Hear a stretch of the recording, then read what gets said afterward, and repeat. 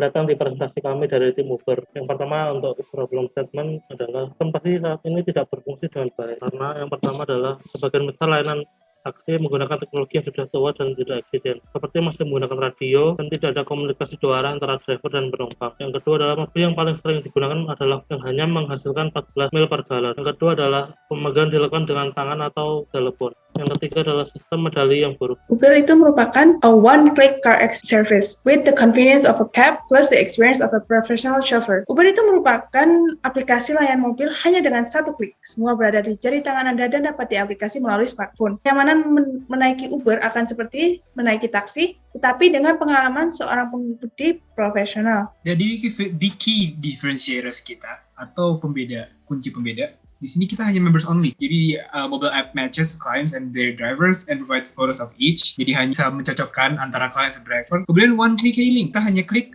satu kali dan pick up here in 5 minutes. Dan yang terakhir, optimized fleet, logistical LBS software. Kemudian adalah market opportunity.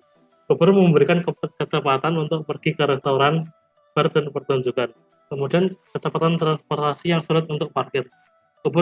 Karena Uber tidak membutuhkan tempat parkir yang luas. Dengan Uber, Anda dapat mengatur jadwal untuk penjemputan bandara dan drop-off. Orang dapat bekerja dengan berpindah-pindah sehingga orang tidak kehilangan waktu yang dibutuhkan. Kemudian dengan Uber, Anda dapat mengantarkan anak Anda dengan cepat dan sampai dengan tujuan. Dan yang terakhir, Uber aman untuk orang tua untuk pergi kemanapun dan kapan. Untuk produk benefit, yang pertama adalah pemanfaatan sumber daya kendaraan yang lebih baik. Kemudian di kota-kota yang kurang padat itu bisa memiliki lebih dari setengah waktu dead time. Kemudian yang ketiga, saat ukuran mitra meningkat, efisiensi juga meningkat.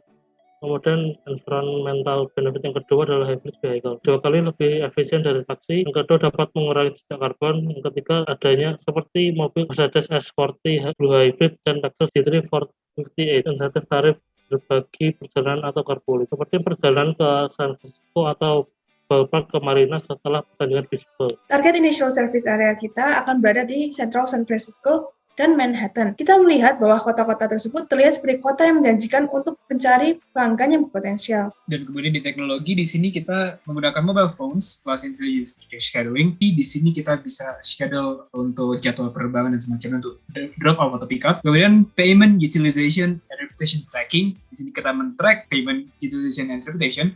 Kemudian patent pending system design. Dan yang terakhir di sini kita demand forecasting.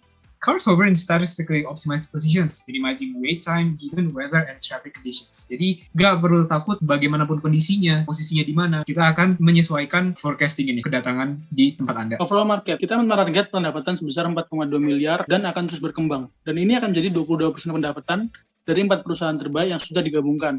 Coba kita lihat, kita menganalisis market, yaitu market focus on urban service on demand. Kita tuh berfokus pada layanan perkotaan sesuai dengan permintaan pelanggan. Kita dapat melihat melalui grafik tersebut bahwa kebanyakan bisnis dan yang dilakukan melalui airport hanya 9% dan 12%. Tetapi dengan perjalanan yang tidak melalui airport atau jalur udara dan melewati darat lebih besar, yaitu sebesar 64% dan 15%. Nah, Uber sendiri menargetkan New York sebagai kota pertama karena menjadi kota dengan peringkat dunia dengan pendapatan $978,53 juta dan diikuti oleh Los Angeles, Chicago, Houston, Philadelphia, Dallas, dan San Francisco yang masih berada di ranking 25 besar dunia. Kota-kota ini sudah menutup 50% dari pendapatan negara Amerika ini sendiri. Kemungkinan pemasukannya untuk best scenario-nya kita jadi pemimpin di pasar Uber dan memiliki pendapatan lebih dari 1 miliar per tahun.